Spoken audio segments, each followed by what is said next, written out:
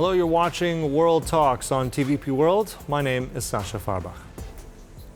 Now, as NATO leaders gather in The Hague for their annual summit over the next few days, the alliance faces a crossroad, rising defense targets and an unpredictable geopolitical climate. With calls to raise spending to 5% of GDP and sharp divides over Ukraine's role, the summit will test unity of the transatlantic alliance. Now, Secretary General Mark Rutte is navigating deep tensions, from Spain's opposition to new commitments to Trump's ambivalence about NATO's future. Now, to unpack what's at stake, we're joined by Joshua Burgin, NSL Program Coordinator, Warsaw Security Forum. Good to have you back on TVP World, Josh. Good evening, Sasha, and thank you for having me tonight. Now, we're just at the very beginnings of this summit, and already a lot is at stake. Now, we hear a lot of this 5% pledge. I mean, that's what we heard months ago. Just a few days ago, Trump has said, well, he doesn't want to commit the U.S. to that. Spain is not on board either. Where are we headed with all this? Well, Sasha, at the end of the day, I believe we're watching growing pains. The NATO of the past 20 years is not the NATO for the future. And while there's been deliberation for some time, literally 2 decades of U.S. presidents have been calling on Europe to increase its defense spending in total. This is where the rubber's meeting the road. 2% finally more or less realized, but that reality is that's not enough. That's basically, that's an office workers' calorie intake, whereas NATO needs to be in a place where it's able to get out there on the track, full-on sprint, and compete with global adversaries that have real designs that are of negativity towards NATO and its member partner countries. Mm-hmm. Well, that's all well and good, and you're saying it's growing pains, but we also have a very mercurial president of the United States inbound. Let's also talk about that, because, I mean, he's been very much demanding this transactional fee. He wants everyone to pay 5%. He's not in the greatest mood, as we've seen in the last few hours, departing from crisis to crisis. So how can we expect President Trump to be received here? I mean, this whole summit has been choreographed very much for him in a way. How do you take how the other leaders will engage and talk with him? Well, much has been said about Trump in a negative way. The notion that Trump wants to end NATO, wants to withdraw from NATO, and I've never believed that to be the case. While all of us have misgivings at times, at the end of the day, my strong sense is that Trump is deeply committed to the notion that member partner countries need to treat security seriously. And unfortunately, that has costs.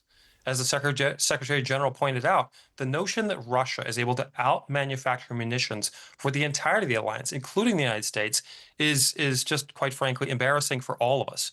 And so I believe that the president's approach, through means that are absolutely considered to be non-traditional, absolutely considered to be combative, I believe ultimately is to get NATO in totality to a greater percentage of total GDP defense spending to prepare it for the onslaught that may well happen in the future. There's no good offense like a good defense, and the notion of being prepared to defend ourselves and prepared to put out offensively if called for, I think is something that much of the European theater has deemed just sort of not part of their responsibility set. But in fact, with the conflicted world we exist in today, as you've already pointed out, the Middle East, concerns around the Indo-Pacific, frankly, Europe is not able to project in the Indo-Pacific. Only the U.S. can. And so Europe needs to shore up its base. And I deeply believe that is ultimately the president's objectives here. Mm-hmm. And shoring up its base, I mean, Mark Rutte is getting a lot of the credit for getting everyone on board. He's saying, and we're sharing in the news service about those messages between Trump and Rutte, that he's gotten everyone on board to 5%. But at the same time, we're hearing that Spain very much wants this kind of opt-out. And now the Belgians might join in on that. The Hungarians may as well. So, I mean, how serious is this? Is another, say, negotiation tactic? Will we, at the end of these few days, get everyone on board? How do you see it play out? Well, you and I are not behind closed doors. We can't see what's actually happening.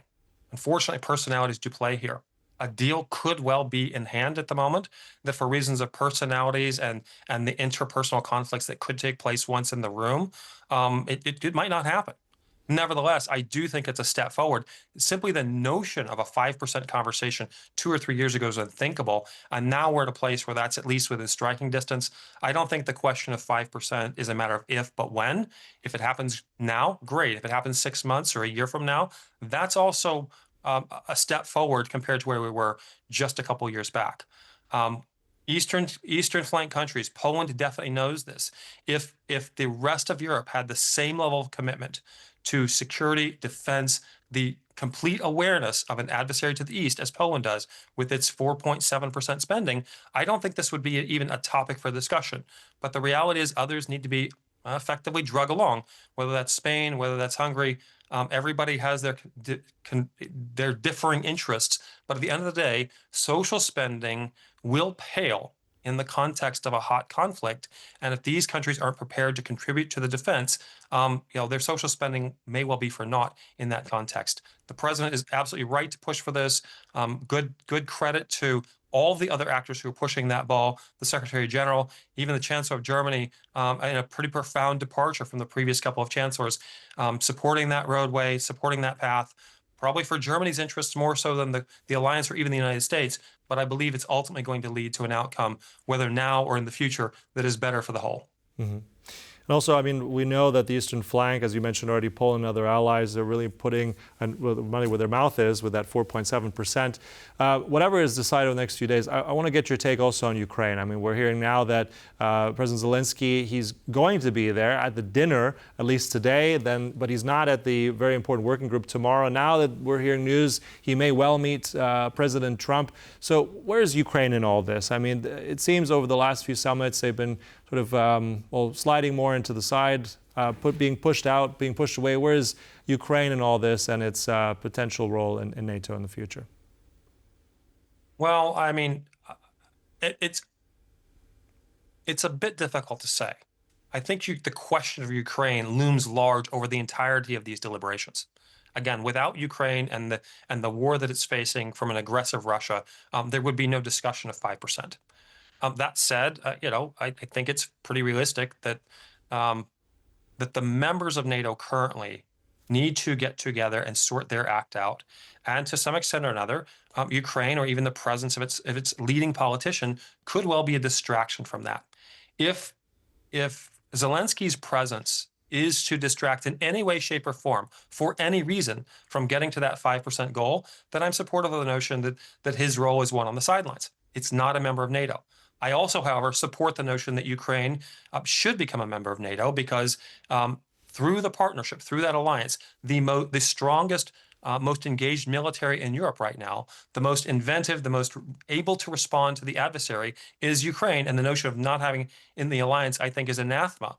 But nevertheless, at this point, it may well be just the time for those meetings on the part of Zelensky to be on the margins, rather center stage, so that the active members currently can sort out their differences to get to that 5%. That's my broad read. All right. And I just very briefly, I mean, Mark Rutte, Secretary General, is touting this to be one of the most historic summits in NATO's history. Give us your view. Do you agree with that sentiment? Do you think it's something different? Just at the end now. Well, God's honest truth, every presidential election is the most historic in history, and no matter what part of the world you happen to be. Certainly, this may be the most historic of this year, but next year will come and the year after that. It is clearly an important meeting with high-stakes issues to be discussed and ultimately, hopefully, resolved. I appreciate the Secretary General's enthusiasm, the way he's pushed, the way he's characterizing the stakes of our time. Is it absolutely the most important, the most critical in history? I'm not sure of that. I think we can look back to the 1980s and early 1990s and see some pretty historic moments there as well. But I also believe that the Western Hemisphere needs to get its act together, including the United States, and meet the moment in history. We have real adversaries out there with real designs on our world, and it's important to meet that moment in history or risk leaving our children a diminished place in that history. All right, meeting that moment in history, an interesting quote there. We'll see how it plays out in the next couple of days. Joshua Burgin, always a pleasure. Thank you so much for your insights this evening. Sasha, thank you so much, and best to your viewers this evening. And thank you for watching. That concludes this World Talks, but much more coming up right here on TVP World, so stay tuned. Goodbye.